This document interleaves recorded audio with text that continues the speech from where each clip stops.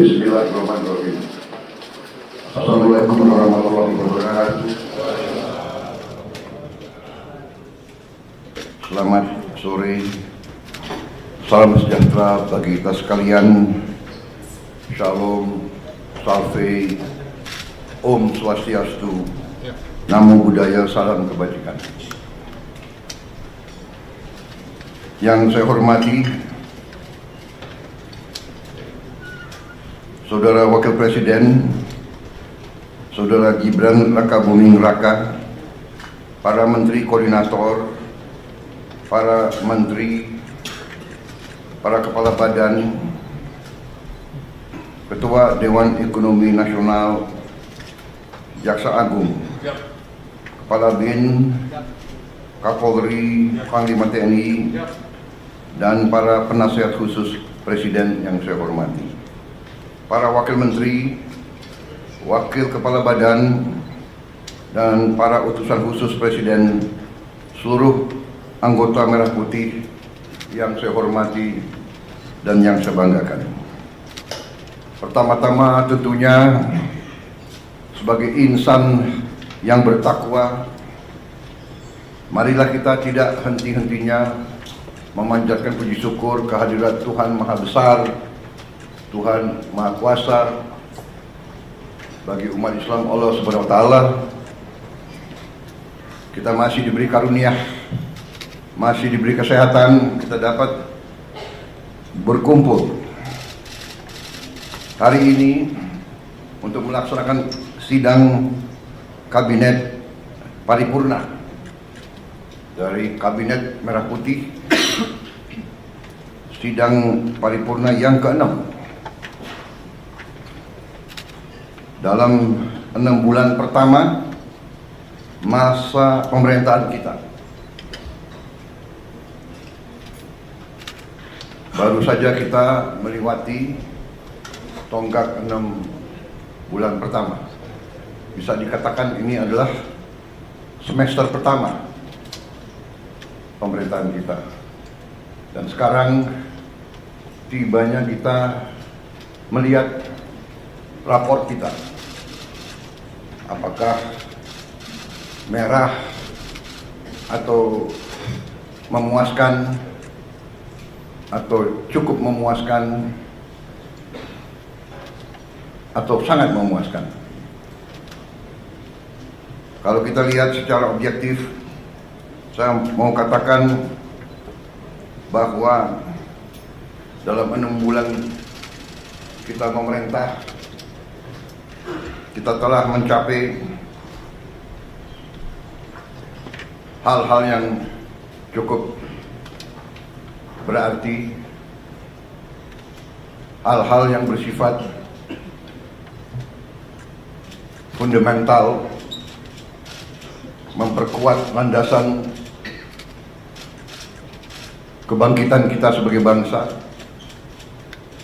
Kita telah menghasilkan 28 kebijakan baru.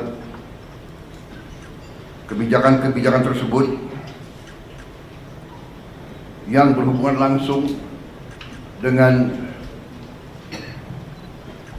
hajat hidup rakyat kita.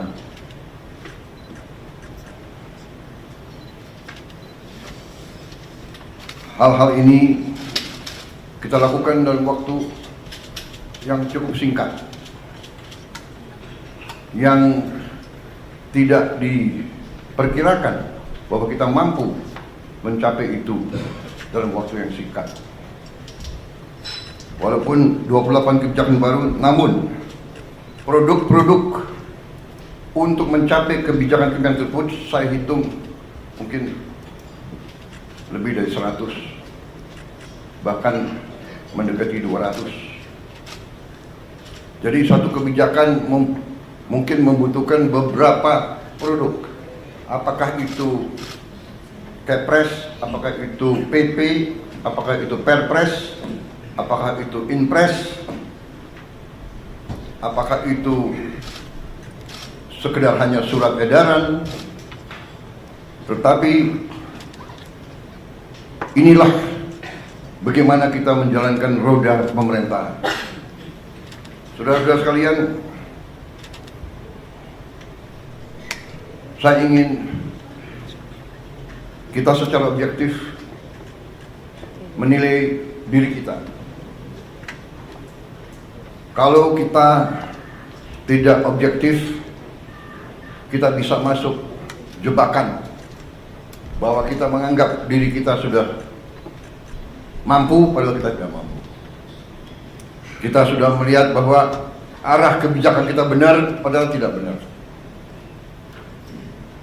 Saya ingatkan agar kita sadar bahwa pemerintahan sebuah republik, apalagi republik sebesar kita, republik yang mewadahi dan menaungi 280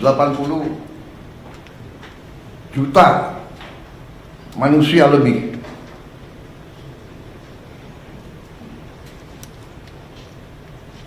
tidak bisa sembarangan.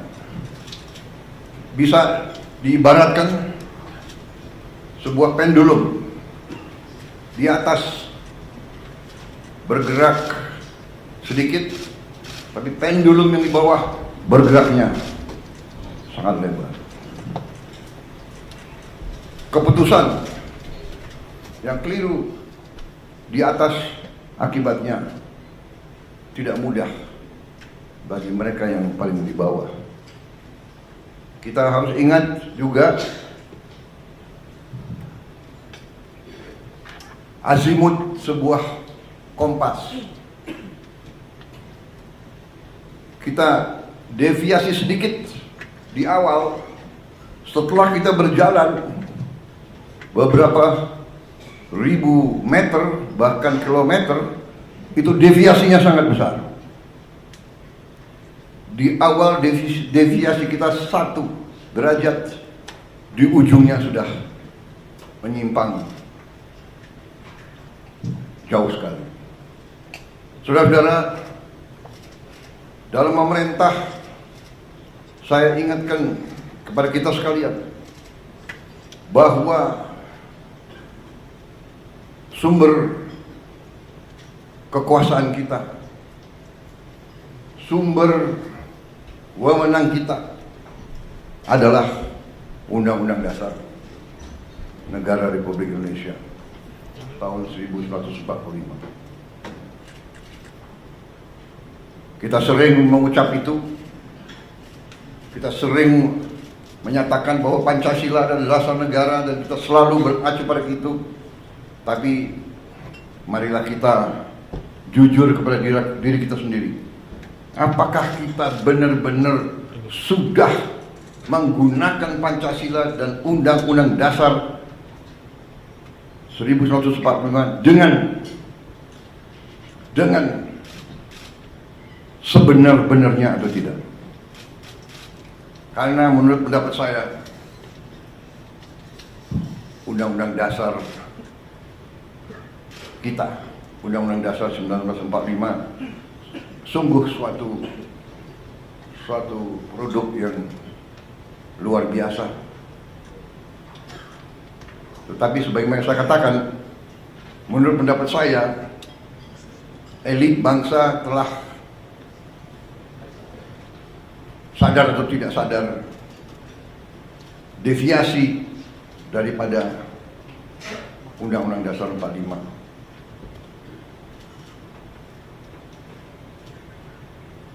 Telah deviasi dalam beberapa hal yang mendasar.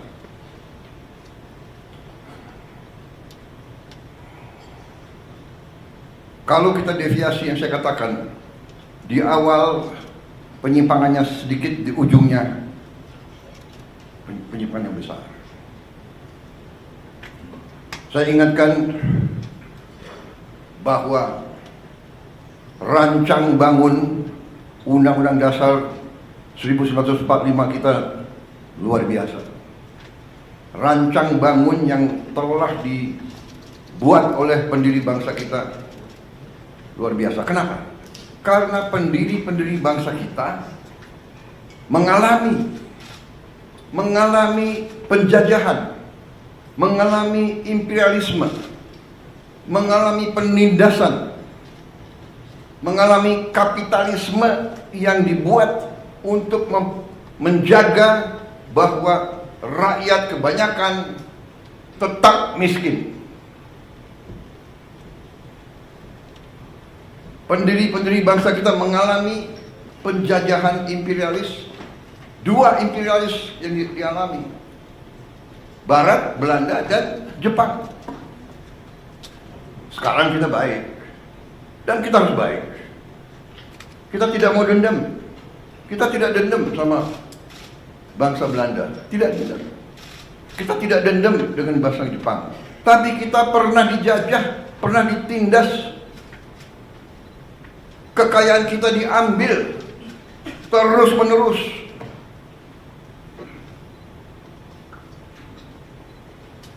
Rakyat yang banyak dipertahankan agar tidak menikmati pendidikan, agar tidak boleh ikut dalam perdagangan.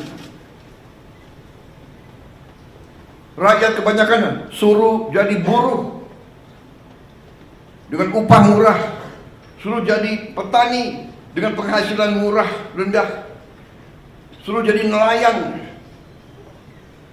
Ini harus kita ingat, saudara-saudara. Dan alhamdulillah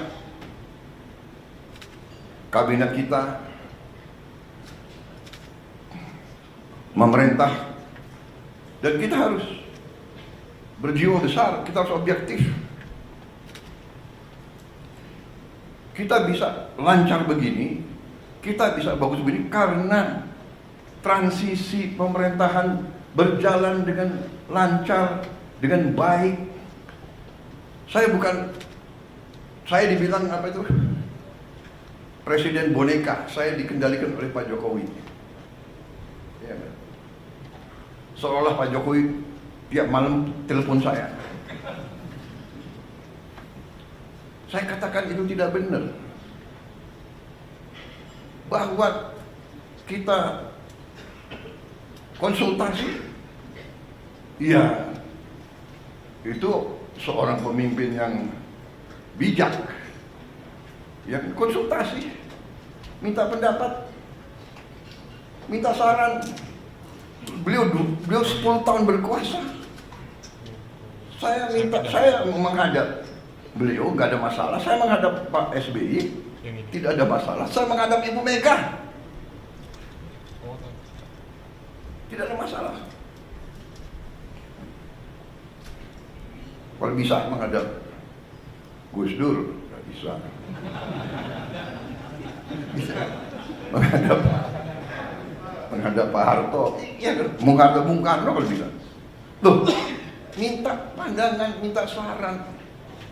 Pak Jokowi berhasil 10 tahun, orang suka tidak suka. Masalah ijazah dipersoalkan. Nanti ijazah saya ditanya-tanya. Iya kan? Ini ada wartawan banyak ya. Bukan, saudara-saudara ya. Kita ini di mana-mana saya katakan, dunia ini sedang penuh ketidakpastian. Ya. Dunia penuh dengan ketidakpastian. Kita rasakan sekarang. Kita rasakan, kita jujur, kita rasakan. Sekian puluh tahun kita menjadi the good boy. Ya kan? Ada negara yang besar, negara yang kuat. Bilang ke kiri, ya monggo. Bilang ke kanan, monggo. Kita ikut World Bank, kita ikut IMF, kita ikut, ya kan? Tapi globalisasi, ya kita ikut. Tapi sekarang yang meninggalkan sistem yang mereka bangun, mereka sendiri. Free trade, monggo. Kita bingung jadinya. Yang dibilang Menteri Keuangan sedang di luar negeri ya. Sekarang ekonom-ekonom yang belajar sekian puluh tahun, sekarang harus belajar lagi. Prof, ya kan? Udah harus belajar lagi. Dan memang kita perlu belajar lagi. Tapi kalau saya, kita punya Undang-Undang Dasar 45 yang merancang itu, yang membentuk itu, mereka yang melihat dan merasakan, oh, imperialisme kayak begini, penjajahan kayak begini. Mengalami Belanda, Jepang, mengalami pergolakan 28 tahun kita merdeka, 28 tahun kita merdeka, tidak pernah berhenti dari campur tangan asing. Peristiwa Madiun seolah itu komunis, ternyata yang membawa musuh Semaun semua itu adalah Belanda. Difasilitasi oleh Belanda. Belanda kuasai Batavia, semua lapangan terbang dikuasai. Bagaimana dia bisa sampai Madiun? Terus DITII, dokumen keluar Belanda, bahkan bukan DITII, Snoek Hogronya juga Sandi Yuda, intelnya Belanda. Saudara-saudara, ini saya sampaikan terus karena kembali kita punya kekuatan Undang-Undang Dasar 45, khususnya di bidang ekonomi adalah pasal 33. Kalau disimak, setiap negara yang sedang bangkit punya semacam pasal 33. Jadi saudara-saudara, 6 bulan yang kita telah kerjakan, ternyata menurut saya kita boleh bangga dengan prestasi kita. Dan untuk itu saya ingin mengatakan bahwa sungguh-sungguh saya apresiasi, saya terima kasih kepada semua menteri, wakil menteri, kepala badan, wakil kepala badan dalam tim kita, dalam kabinet merah putih. Saya merasa kita bisa mencapai ini karena kerjasama yang baik di antara kita. Saya merasakan teamwork dalam 6 bulan kita kabinet paripurna hanya 6 kali. Ratas-ratas juga tidak terlalu sering. Saya paham, sebagian dari Anda mungkin ketemu saya tidak sering yang kita inginkan. Tetapi hasil kita, hasil diskusi kita, hasil keputusan kita terwujud, terlaksana, dan dirasakan oleh rakyat Indonesia. Saudara-saudara, apa yang ingin saya sampaikan? Mari kita lihat dengan tolok ukur yang objektif, yang jelas. Salah satu tonggak pemerintahan di setiap negara adalah mampu atau tidak kita menjaga inflasi.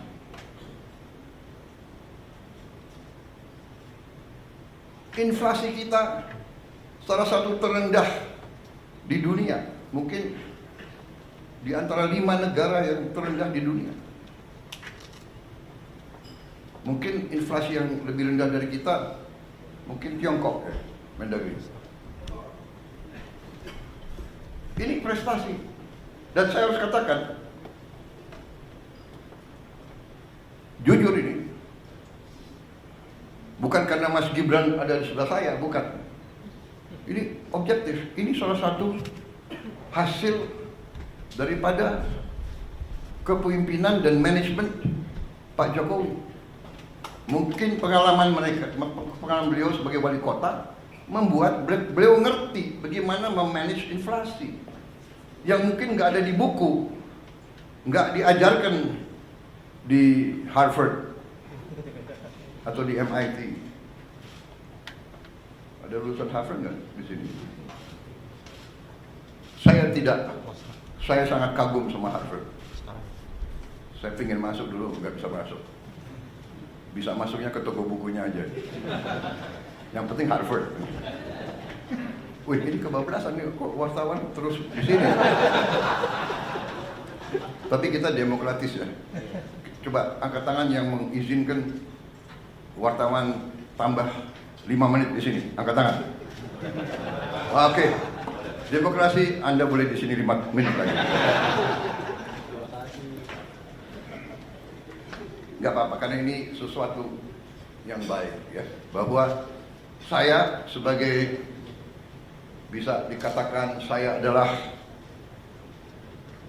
di sini apa ya, sebagai manajer tim ya. Loh, kalau tim saya berhasil ya saya harus muji dong. Benar nggak? Nggak apa-apa. Saya merasa teamwork kita bagus. Saya merasa garis yang kita tentukan terwujud di lapangan. Inflasi terwujud. Banyak negara mau belajar bagaimana mengendalikan inflasi dari kita. Mendagri gak usah diceritain deh. Iya dong. Apa itu? Rahasia dapur jangan dibuka semua. Kecuali kawan. Kalau kawan mau belajar boleh. Saudara-saudara, yang kedua, tolok ukur yang bisa dirasakan, yang saya rasakan juga. Saya rasakan karena saya sudah lama jadi orang Indonesia. Dan saya waktu anak kecil, orang tua saya Menteri Perdagangan. Jadi saya lihat bagaimana setiap lebaran, setiap akhir tahun, orang tua saya tegang. Pak Mitro hitung, kumpulin setiap item, dicek. Sampai Pak Mitro pernah di Tanjung Priok, di dermaga nungguin kapal. Pemerintah waktu itu mau intervensi karena krisis pangan, harga-harga juga menjulang, sehingga pemerintah intervensi. Pemerintah bertindak, menjamin di hari-hari kritis bahan-bahan tersedia. Dan sekarang pemerintah yang saya pimpin, saudara-saudara, berhasil menjaga stabilitas harga pangan di saat-saat yang selalu harga pangan kurang bisa dikendalikan. Akhir tahun, Natal, akhir tahun, dan Lebaran. Alhamdulillah, akhir tahun, Natal, dan Lebaran tahun ini, di masa pemerintahan kita, harga-harga aman, stok pangan tersedia. Ini pekerjaan saudara-saudara sekalian. Yang di lapangan kalian, yang ngecek harga kalian. Mudik berjalan dengan lancar. Saya dapat laporan mudik kita adalah sekarang terbaik sepanjang sejarah. Angka kecelakaan terendah sepanjang sejarah, turun 30%. Dan meningkat yang mudik, lebih besar dari tahun yang lalu.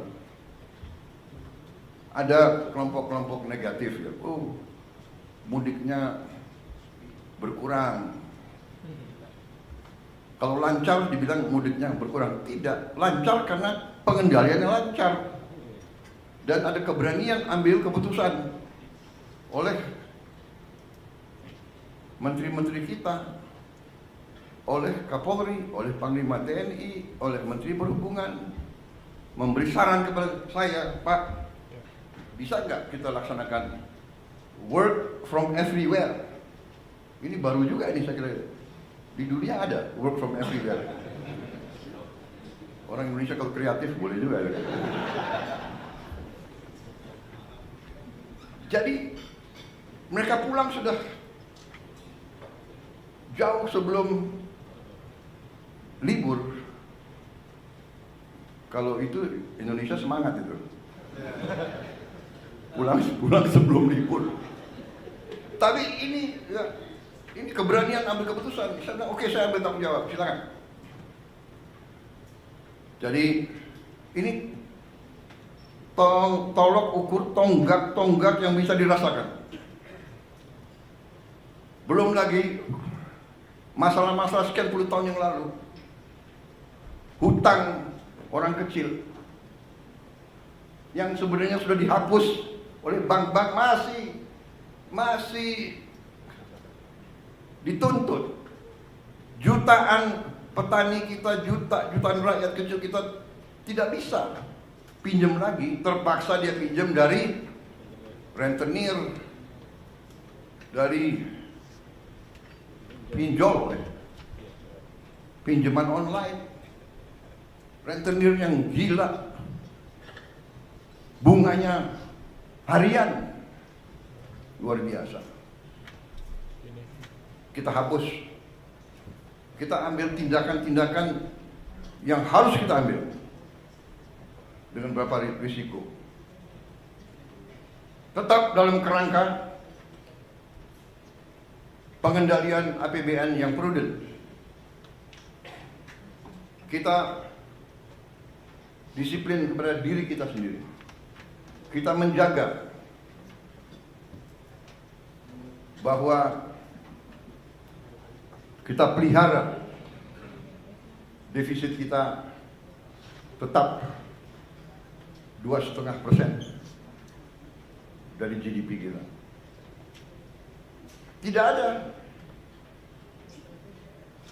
ada kewajiban. Uni Eropa saja yang lahir dengan angka tersebut dalam perjanjian Maastricht, ya. Tahun berapa itu? Maastricht, Pak Anggito? 2090-an. Maastricht Treaty mematok defisit anggaran untuk anggota-anggota Uni Eropa di 3%. Kita karena ingin menjadi nice boy, kita ikut Maastricht Treaty. Untuk kita tidak akan punya defisit lebih dari 3%. Padahal saudara-saudara, Jerman, Prancis, Italia mereka sudah jauh di atas 3%. Mereka melanggar standar yang mereka lakukan sendiri. Indonesia masih menjaga di bawah 3%. Karena itu hutang kita termasuk ya, perbandingan hutang kita terhadap GDP kita termasuk salah satu terendah di dunia. Saudara-saudara, pengendalian manajemen perekonomian kita cukup prudent, cukup hati-hati. Dalam kehati-hatian itu, salah satu juga yang kita bisa dan boleh bangga adalah kita melaksanakan penghematan besar-besaran. Penghematan besar-besaran inilah yang memungkinkan kita melaksanakan program-program yang strategis. Yang pertama, saya juga sampaikan penghargaan saya bahwa kita mampu menggelar roll out program makan bergizi gratis kita. Tanggal 6 Januari di roll out dan terus menerus dilaksanakan kayak di belakang dengan kehati-hatian, tahap demi tahap, sampai hari ini saya dapat laporan barusan sudah lebih dari 1.000 titik. 1.000 berapa? 1.286. Yang total penerima makan bergizi sekarang sudah di atas 3 juta. 3,4 juta di awal Mei, dan diperkirakan akhir Mei akan mencapai 4 juta. Dan di akhir Juni akan mencapai 6 juta. Dan di akhir Juli akan mencapai 22 juta. Akhir Agustus 22 juta. Sehingga di akhir November 2025 akan mencapai 82,9 juta penerima manfaat. Ini dari segi manajemen fisik. Ini adalah upaya yang luar biasa. Kita selenggarakan catering untuk acara perkawinan yang tamunya 3.000 orang aja. Ya kan? Setengah mati itu catering, benar gak? Dan tidak sering bahwa catering itu ada yang keracunan. Makan biasanya catering itu kalau di kawinan catering makannya ya begitu-begitu aja kan. Sudah mahal, ya kan? Saudara-saudara, hari ini memang ada yang keracunan. Yang keracunan sampai hari ini dari 3, sekian juta, kalau tidak salah di bawah 200 orang. Yang nginep, yang rawat nginep hanya 5 orang. Jadi bisa dikatakan yang keracunan atau yang perutnya nggak enak sejumlah 200 orang itu 200 dari 3, sekian juta, kalau tidak salah adalah 0,005. Berarti keberhasilannya adalah 99,99%.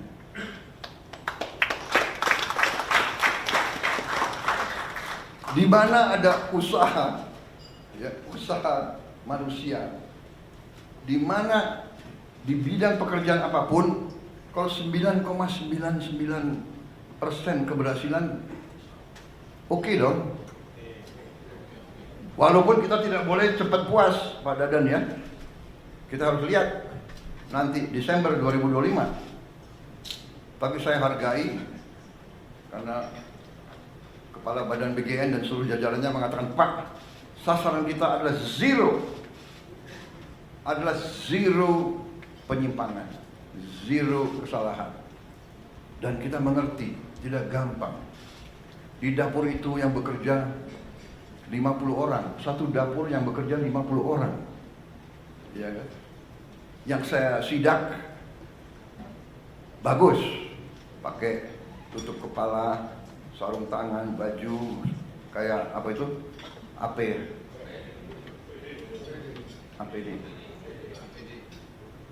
Singkatan APD yang untuk COVID dulu loh.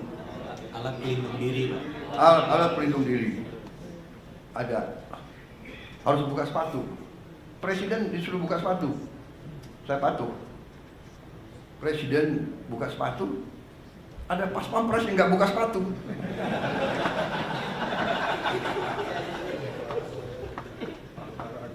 Dia semangat harus menjaga.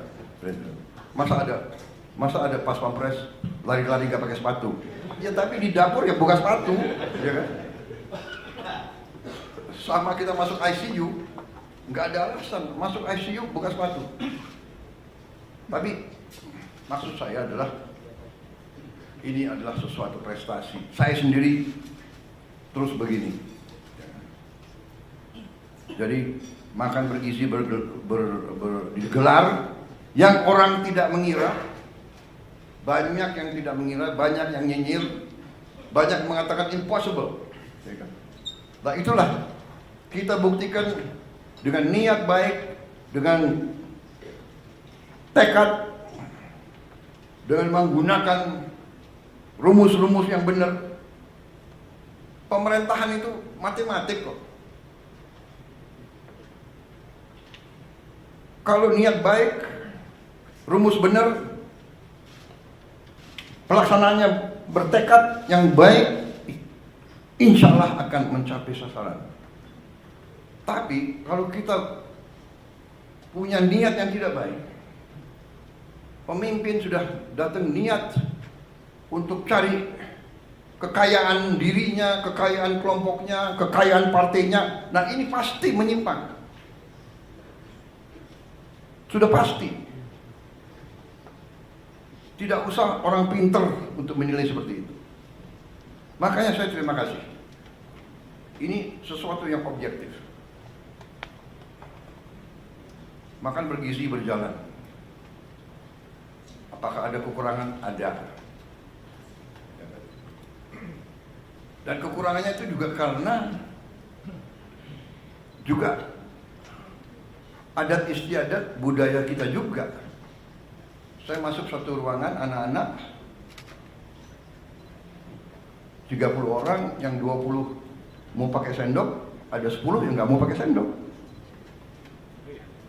Ya, tidak salah dia terbiasa makan tidak pakai sendok, tapi kita mendidik dia, kita mengajarkan dia cuci tangan. Jadi bisa saja yang keracunan adalah hal-hal seperti itu, hal-hal sepele, tapi mendasar. Dan mungkin gurunya ya sayang sama anak-anaknya, dan mungkin juga dalam paket itu Kepala BGN dalam ompreng yang diberikan mungkin tidak ada sendoknya, bener kan? Nah, jadi inisiatif orang tua membekali sendok. Nah ini mungkin harus disosialisasikan ya kan? Atau memang kita bisa cari sendok-sendok yang tidak terlalu mahal, ya kan? Yang kedua juga yang saya lihat pelaksanaan dari BGN yang juga terpengaruhi oleh adat istiadat atau kebiasaan. Selain tadi ada yang anak-anak yang malas cuci tangan, ya kan, tidak mau pakai sendok, ya kan. Ada juga, maaf, yang nggak biasa dengan makanan-makanan. Sebagai contoh, ada yang pertama-tamanya kalau dikasih susu, dia nggak cocok kasih susu karena dia tidak pernah minum susu seumur hidupnya. Itu namanya lactose intolerant. Ya, tapi setelah berapa minggu, kalau pertama-tama saya kira 2 minggu pertama dia akan istilahnya akan apa? Diare. Ya kan? Karena ada wartawan saya pakai istilah yang ilmiah, diare. Kalau istilah sehari-hari apa? Sudah masalahnya itu dia nggak pernah minum susu. Kita kasih susu, dia butuh waktu penyesuaian. Tapi on the whole makan bergizi ini adalah sesuatu yang menurut saya cukup membanggakan. Banyak pimpinan negara datang ke Indonesia yang dibahas antara lain makan bergizi.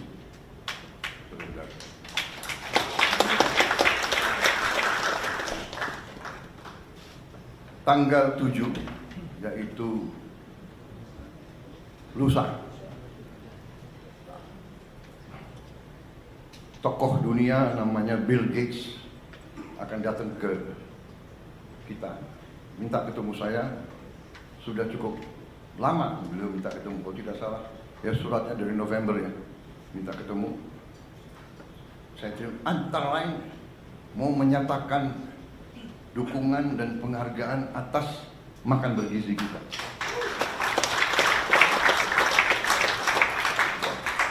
Saya merasa sangat besar hati, tapi saya merasa jangan muji kita, kita belum berhasil. Kita berhasil insya Allah Desember 2025. Kalau kita buktikan bahwa kita bisa menyelenggarakan 80, kita bisa antar makanan tiap hari ke 82,9 juta rakyat kita dalam keadaan bersih, keadaan aman, keadaan bergizi. Pada saat itulah boleh kita terima ucapan selamat.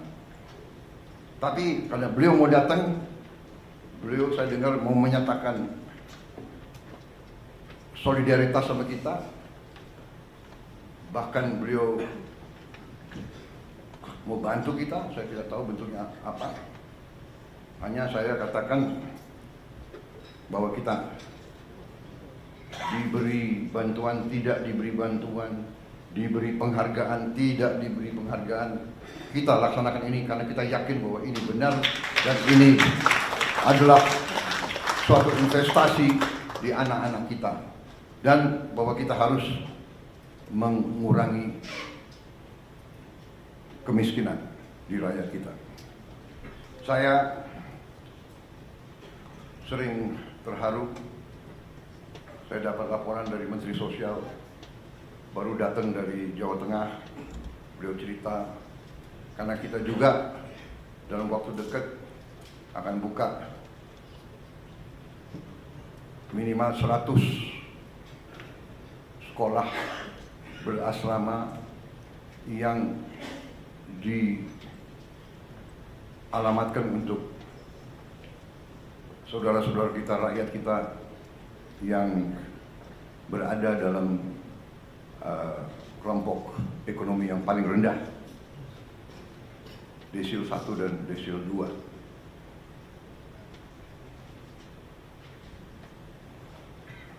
Niat ini mungkin akan terwujud dalam tahun ini juga. Menteri Sosial dan Menteri Pendidikan Dasar Menengah bertekad bahwa 53 sekolah akan digelar bulan Juli ini.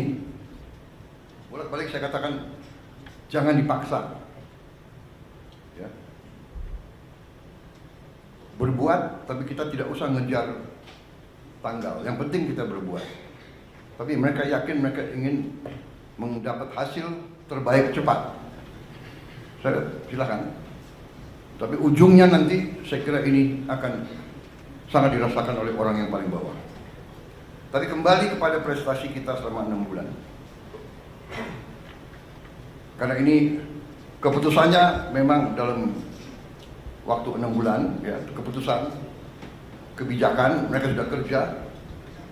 Dikdasmen, Mensos sudah bekerja keras, sehingga kita sudah mendapat tawaran dari bupati-bupati dan wali kota seluruh Indonesia.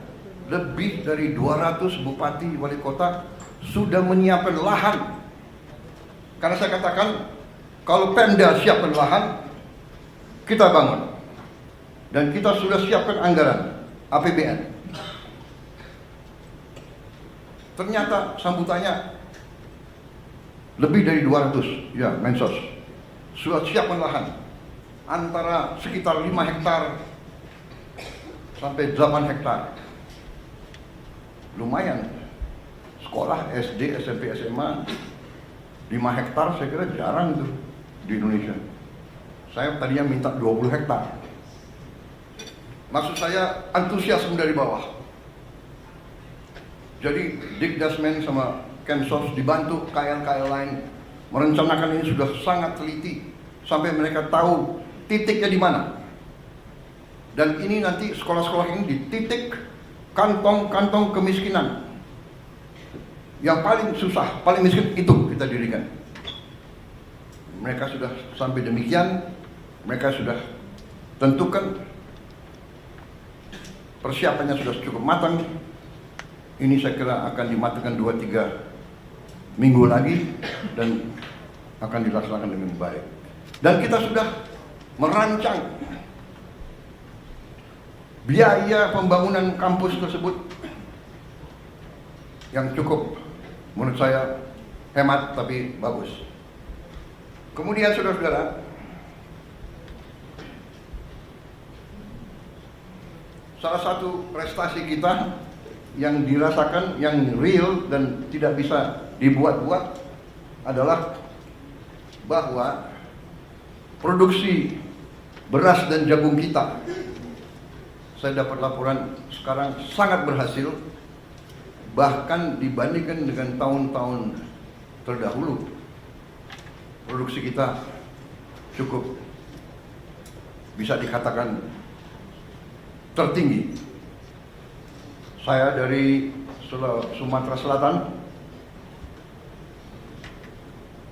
Hasil di Sumatera Selatan produksi berasnya yang tiap tahun berkisar 3 juta ton.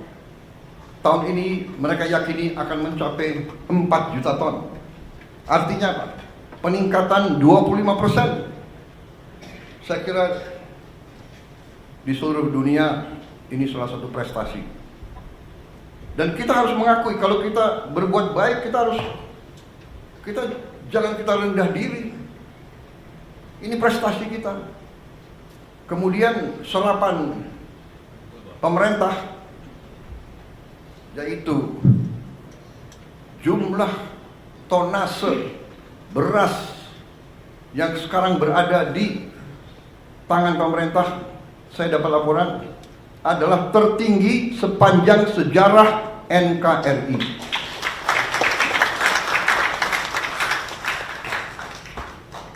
Belum pernah kita, pemerintah menguasai, memiliki jumlah tonase beras sebesar sekarang. Saudara-saudara, ini suatu prestasi. Dan ini prestasi bukan datang begitu. Apalagi pertanian. Pertanian itu yang saya katakan tadi,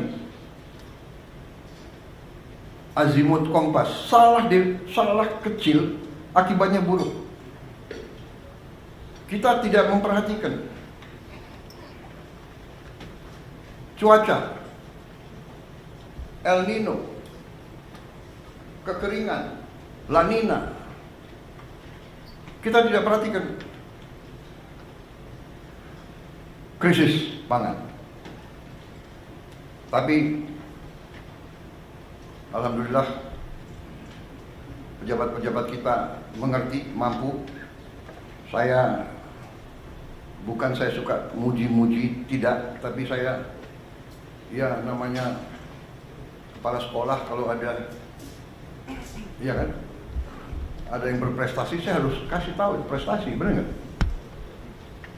Jadi dalam hal ini saya lihat tim pangan, Menteri Pertanian dan timnya, Menko, semua fokus. Untung aja Menteri Pertanian ada di Jakarta hari ini hadir. Biasanya saya cari nggak ada. Di mana? Kalimantan Barat di mana? Jambi di mana? Duanya menteri dan wakil menteri udah hitam sekali. Berarti ini menteri dan wakil menteri mana benar-benar bekerja.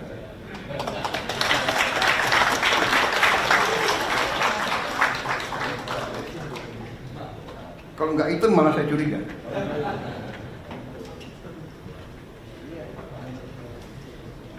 Akhirnya Pak Natalius Pigai pengen jadi Menteri Pertanian. Iya nggak usah, dia di ruang AC aja masih.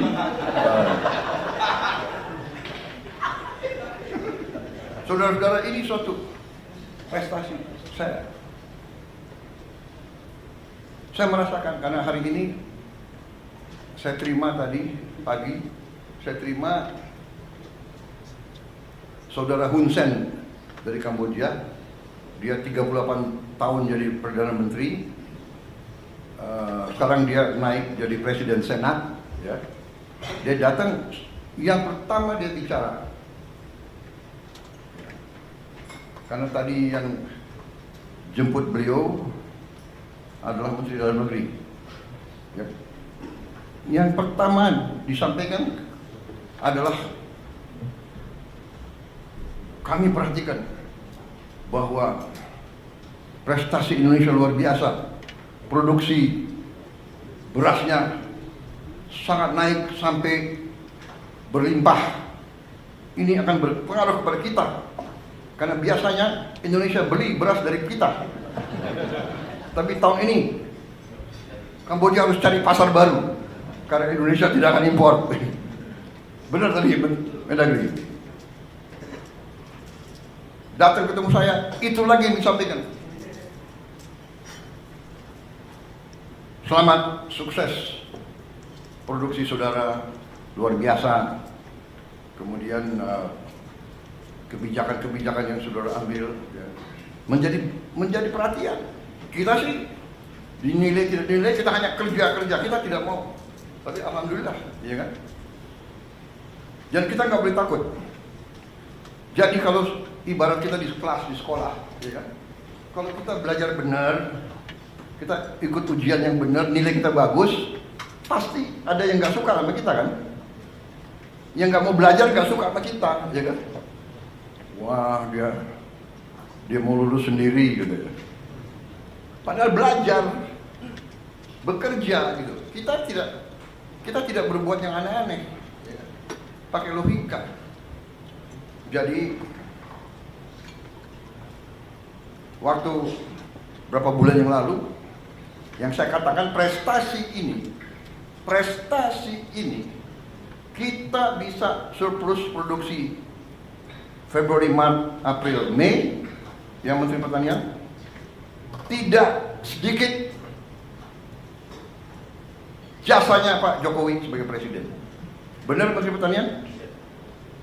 Sekali lagi ini saya bukan ngolor untuk apa, ya kan? Beliau udah di Solo, ya kan? Tapi saya harus katakan, karena itu benar. Beliau masih presiden. Kebetulan Menteri Pertanian lowong, kosong kan? Iya kan? Pejabat sebelumnya ya ada masalah sedikit, kosong. Saya ketemu Saudara Amran, saya lihat bahwa ini masuk akal. Dan beliau pernah jadi Menteri Pertanian, beliau pernah mencapai swasembada. Saya datang ke Presiden Jokowi, Bapak Presiden, karena Kementerian Pertanian kosong, saya usulkan Saudara Amran Sulaiman, Menteri Bapak Kabinet pertama. Mungkin Pak Jokowi terkesan juga sama saya kan. Ini Menteri Pertahanan kok mengusulkan Menteri Pertanian. Orang selalu tanya, apa hubungan pertahanan dan pertanian? Iya, tanpa pangan nggak ada tentara. Mau perang pakai apa? Pakai senjata, nggak ada makan, ya nggak bisa jalan prajurit itu.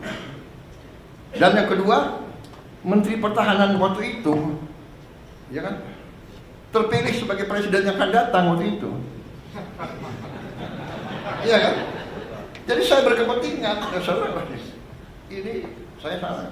Pak Jokowi, dalam hati Pak Jokowi berpikir pasti begini. Nanti Mas Gibran tanya beliau, tanya Bapak.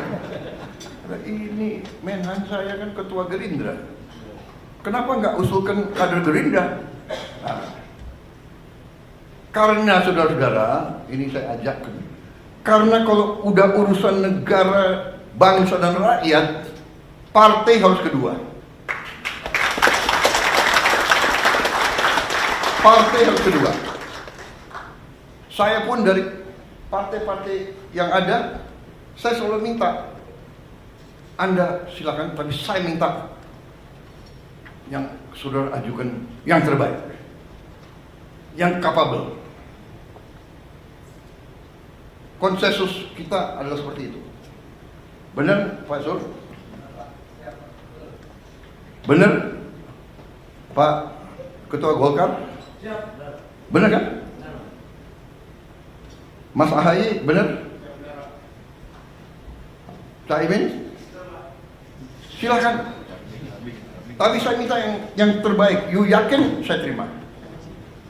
Alhamdulillah. Jadi saudara-saudara, akhirnya Pak Jokowi terima, beliau dilantik, dan kita lihat masalah, beliau lihat masalah, kita datang lagi ke Pak Jokowi. Saya ingat berapa kali saya didampingi Panglima TNI dan Kapolri. Kenapa? Panglima TNI dan Kapolri ikut urus pangan. Karena pangan adalah sumber dari sebuah negara.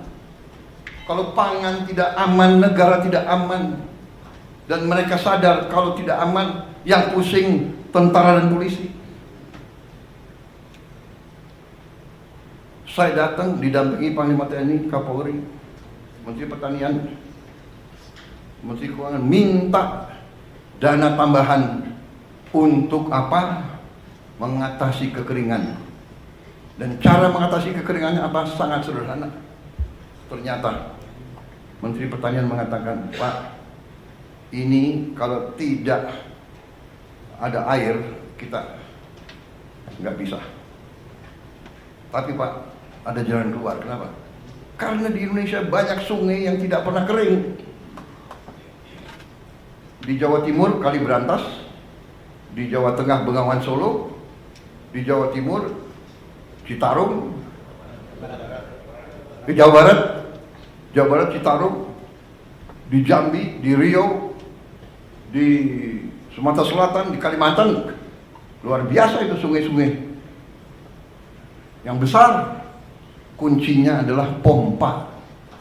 Waktu itu kita cari uang untuk 80.000 pompa yang harus kita adakan sebelum musim tanam. Ya setengah mati waktu itu. Sudah dapat itu, saya nggak tahu Menteri Pertanian silatnya kayak apa, ya kan? Uang-uang dari mana beliau alihkan? Kita berhasil datangkan sekian puluh ribu pompa. Yang pasang siapa? Yang terpaksa kita minta lagi dari TNI, dari Polri, bantu. Akhirnya alhamdulillah sekarang kita aman karena tindakan sekian bulan yang lalu, sekian tahun lalu. Jadi sekali lagi saudara-saudara, saya mau katakan, alih kekuasaan, transisi yang baik, ya. Pendahulu mendukung pengganti, serah terima yang baik, kita akan maju. Makanya saya katakan, pembangunan bangsa, perjalanan bangsa itu adalah sebuah usaha panjang. Karena itu saya mengajak kita menghadapi paradigma baru, bahwa untuk rakyat, kalau sudah kepentingan rakyat dan bangsa, semua pemimpin harus bisa kerjasama. Dan kabinet paripurna hari ini adalah di mana saya mengatakan terima kasih kepada semua anggota Kabinet Merah Putih. Kita telah buktikan 6 bulan pertama, kita buktikan kerjasama kita baik, teamwork kita baik. Di sana sini ada keseleo, wajar. Ada khilaf, wajar. Karena kita ada menteri-menteri yang sudah senior, sudah lama pengalaman. Ada yang baru, ya kan? Ya kan, baru menjabat. Saya aja baru menjabat berapa hari presiden, salah jalan di Istana Merdeka. Bener, cari WC, di mana WC? Wajar. Jadi kita sudahlah, saya ya kan ada mungkin juru bicara saya keseleo. Ya namanya manusia, dia juga baru menjabat, benar nggak? Iya kan? Kalau yang senior salah bicara, salah. Ya. Erlangga salah bicara, nggak bisa. Bener nggak? Ini yang baru-baru ini, bener nggak? Natalius Pigai, ya semua maklum lah. Pak Natalius Pigai itu sekarang pakai sepatu, pakai kaos kaki. Ini nanti dicek loh, anggota kabinet yang nggak pakai kaos kaki ini. Gus Ipul udah. Saya kenal beliau tuh, dulu nggak pakai kaos kaki. Jadi saudara, ya apa yang kita mencapai ini bukan hal-hal kecil.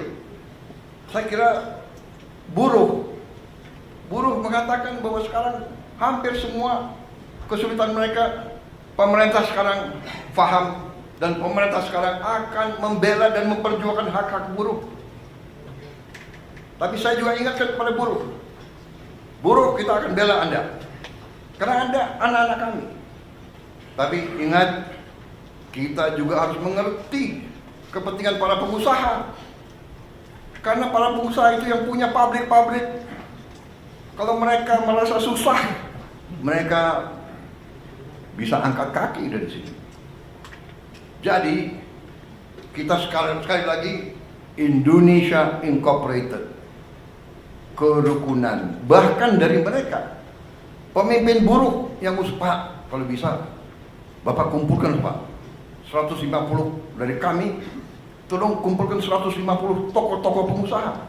Ini permintaan mereka. Bapak kumpulkan di istana mana, mari kita bahas kesulitan kami langsung pada pengusaha. Dan kita cari jalan-jalan yang baik. Tetapi pemerintah, mulai dari Pak Jokowi dan mulai dari Pak SBY, sudah melakukan berapa tindakan dan kebijakan pro orang miskin, menurut saya yang luar biasa. Program-program yang tidak saya rubah, yang tidak saya kurangi. Ya, di sini ada wakil dari Kementerian Keuangan, ada 2 wamen, Menteri Sosial, ya. Total uang di anggaran kita yang untuk membantu rakyat miskin, rakyat susah dalam segala bidang lebih dari 500 triliun. Benar? Benar, Pak Men? 500 triliun termasuk subsidi listrik. Kalau dengan subsidi listrik berapa?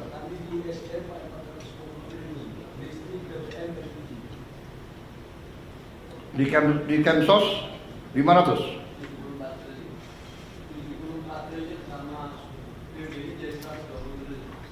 Oh, jadi termasuk ya subsidi dari energinya.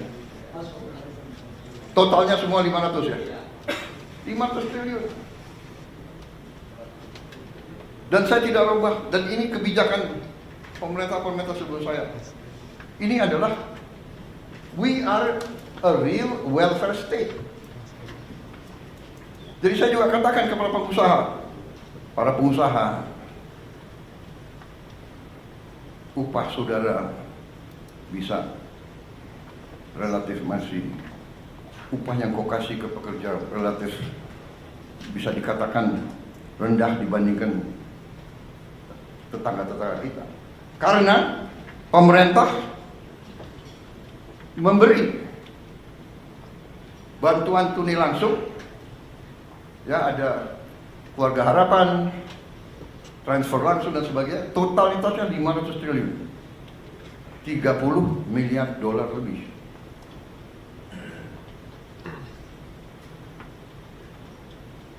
Belum makan bergizi, ini keberpihakan lagi, anaknya buruh, anaknya semua diberi makan. Yang nanti akhir tahun ini jumlahnya adalah 170 triliun. Berarti 10 miliar dolar lebih. Jadi yang tadi 30 miliar dolar plus 40 miliar dolar untuk membantu desil 1, 2 dan kelas menengah juga. Jadi saudara-saudara, kita terus, ratusan kebijakan kita tolong dipelajari, ya, untuk juga pertama kali kita pangkas semua sistem distribusi pupuk yang penuh dengan keruwetan, langsung dari pabrik ke kelompok tani. Kita meninggalkan 144 peraturan. Tidak ada lagi perlu izin gubernur, bupati. Ini yang diminta petani, ini yang mereka dapatkan. Kita sederhanakan, produksi naik. Juga mereka menyampaikan terima kasih. Lebih dari 100 juta petani merasakan penghasilan mereka naik karena kita tegakkan harga dasar gabah kering panen. Dan kita wajibkan penggiling-penggiling padi. Dan saya memberi peringatan, penggiling-penggiling padi yang bandel, yang beli setelah panen, yang beli dengan harga serendah-rendahnya, kita cabut izin usahanya.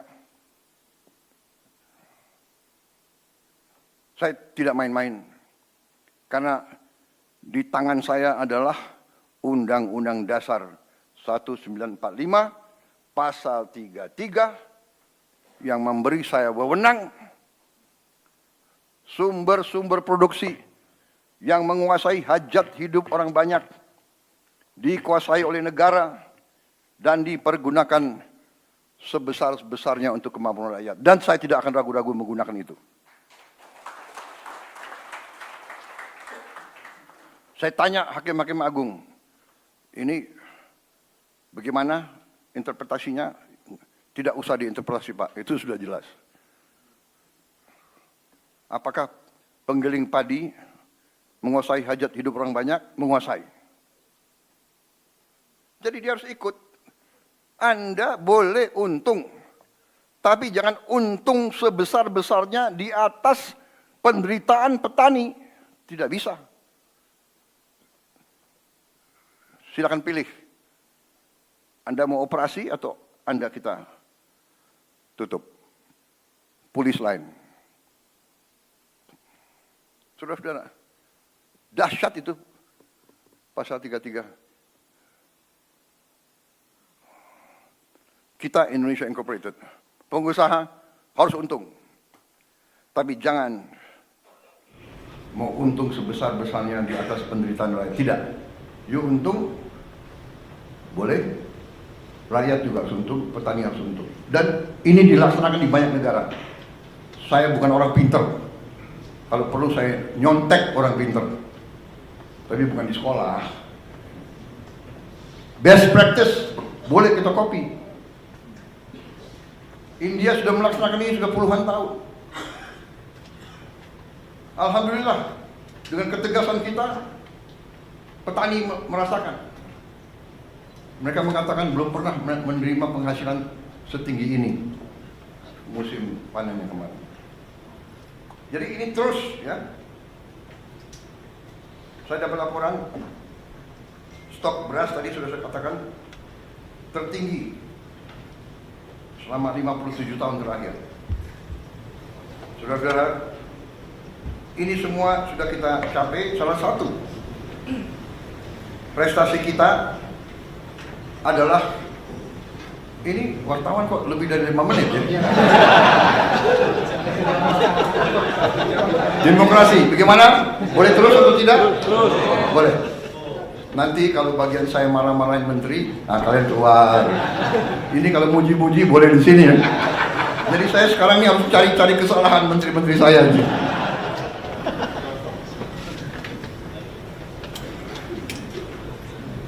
Tapi enggak, saya jujur, saya cari-cari kesalahan mana kesalahannya. Saya lihat saudara bekerja dengan baik kok, ya kan? Ya bagaimana? Saya ibarat saya kepala sekolah, murid saya berprestasi, ya gimana dong, ya kan? Yang nakal-nakal tegur, ya kan? Saudara, salah satu prestasi yang perlu kita catat adalah kita berhasil membentuk suatu dana investasi, konsolidasi aset-aset kita, dan antara Daya Anagata Nusantara yang berhasil kita lakukan dalam 4 bulan pemerintahan kita. Kalau tidak salah, bulan Februari 24. Benar ya? Februari 24 kita sudah hitung tanggalnya. Harinya hari Kamis atau tidak ya? Pokoknya 24 Februari 2025. 2 tambah 4 6, ya kan? Bulan 2 6 tambah 2 8. Ke 2025 adalah 9 ya. 8 tambah 9 17. 1 tambah 7 8. Berarti itu tanggal baik dan antara berhasil.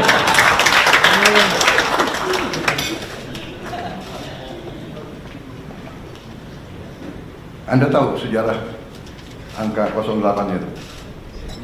Yang kasih angka itu Pak Luhut Panjaitan. Karena beliau komandan, saya wakil. Wah, aku komandan. 09 aku. Kok 08? Siap. Melekat terus sampai presiden harus angka 8. Saudara-saudara, Danantara ini sesuatu yang luar biasa. Yang kita tidak sadari bahwa kita begitu kaya. Setelah kita konsolidasi, kita kaget bahwa aset kita, aset under management kita adalah 982 miliar US dollar. Tapi kita konservatif, kita mengatakan ya sekitar 900 lah, ya kan? Dan kita katakan ini aset under management. Ya. Ada yang mengatakan ini dan itu, ya, ada TBK saham, tapi kita manage itu. That's what we are saying. Tahu-tahu kita baru sadar ada aset lagi. Saudara-saudara, Senayan itu, kompleks GBK Senayan, itu nilainya, saya diberitahu oleh para pengusaha, nilainya adalah 25 miliar dolar 10 tahun yang lalu. Jadi sekarang mungkin nilainya naik. Pak Rosan, mungkin apa? 30 miliar? 30 ada. Berarti kalau 982 tambah 30, kita sudah tembus 1 triliun US dollar. Yang terus terang aja, Banyak pemimpin kita tidak mengerti. Nah ini kadang-kadang pandainya beberapa birokrat kita, aset disembunyikan. Saya minta menteri-menteri kaji, menteri-menteri yang punya aset banyak, ini aset disembunyikan, nggak tahu nanti lama-lama udah ganti 3 kali menteri, 4 kali menteri, 3 kali presiden, bisa diapakan. Banyak aset negara itu hilang, nggak jelas. Saudara-saudara, negara-negara yang kuat, tanah itu pasal 33, bumi dan air dan semua kekayaan yang terkandung di dalamnya dikuasai negara. Selama sekian puluh tahun, Senayan nggak jelas. Yang ini dikuasai ini, yang itu dikuasai itu, ya kan? Kemudian kita lupa, selain Senayan adalah sekitar 200 hektar, kurang lebih ya, Menteri BUMN, benar, Mensesnek. Ternyata ada lagi, Kemayoran itu 400 hektar lebih. Mensesnek, kok ketawa-ketawa lagi? 400 hektar lebih, berarti ya mungkin 40 miliar dolar itu, ya kan? Nanti itu pun akan kita serahkan, dikelola oleh Danantara. Berarti sudah mungkin 1040 triliun. Belum lagi kita cek aset-aset yang ada di seluruh Indonesia. Pak Nusron ada? Nanti saudara teliti ya. Luar biasa kaya kita. Cek semua konsesi-konsesi HGO, HGB yang sudah jatuh tempo,